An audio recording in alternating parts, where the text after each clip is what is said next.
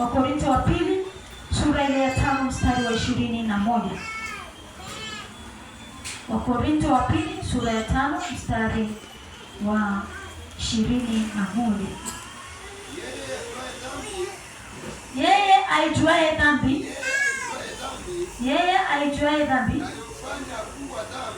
alimfanya kuwa dhambi kwa ajili yetu, ili sisi tupate kuwa haki ya Mungu katika yeye. Bwana Yesu asifiwe.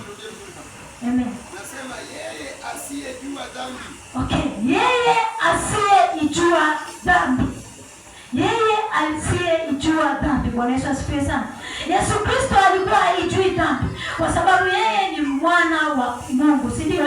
Alikuwa mtakatifu, alikuwa mkamilifu, hakuwa na kosa lolote, hakuwa na dhambi. Yeye asiyejua dhambi tulimfanya awe wa dhambi. Kwa maana hiyo alitupokea ule mzigo ambao tulikuwa nao sisi. Bwana Yesu atusaidie sana. Alitupokea mzigo ule ambao tulikuwa nao. Bila dhambi zetu zote alizibeba yeye. Alibebeshwa yeye. Nia ya Mungu kumbebesha Yesu Kristo ule mzigo, sio kumwonea mtoto wake. Alimfanya kuwa njia, atuokoe sisi wanadamu, atutoe katika ufalme ule wa giza. Bwana Yesu asifiwe sana. Bwana Yesu asifiwe sana. Tumetolewa katika ule ufalme wa giza, tumeletwa katika ufalme wa Mungu. Bwana Yesu asifiwe sana. Ndipo tunapotakiwa sasa kutembea na Mungu. Bwana Yesu asifiwe sana. Tumemjua Mungu tangu tulipotoka kwenye giza. Tumemjua Mungu, tunapaswa kutembea na Mungu. Bwana Yesu asifiwe sana. Lakini sasa Wakristo wa siku hizi tumekuwa tunaenda kwa mazoea, tukifanya ulokole kwa mazoea. Kama mimi nimeshakombolewa, lakini bado tunayaishi yale matendo ya giza.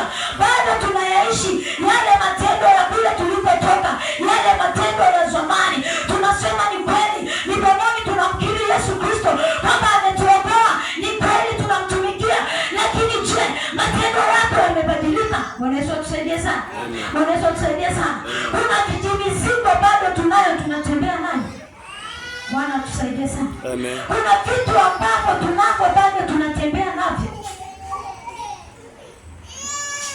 Pamoja na kuwa Bwana amefanyika kwa njia, ametukomboa, lakini bado kuna kaasili mtu hajakaacha.